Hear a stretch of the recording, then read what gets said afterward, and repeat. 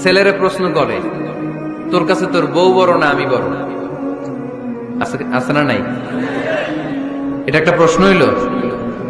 তোর বউ বড় না আমি বড়? দুইজনেই বড়। তো এক ছেলে সুন্দর উত্তর দিছে, আমার কাছে ভালো লাগছে উত্তরটা শুনে। এক মা প্রশ্ন করছে, তোর এতদিন আমি লালন পালন করে বড় করলাম, জীবন যৌবন তোর জন্য শেষ করলাম, আজকে বউ পাইয়া বউ তোর আপন হয়ে গেল।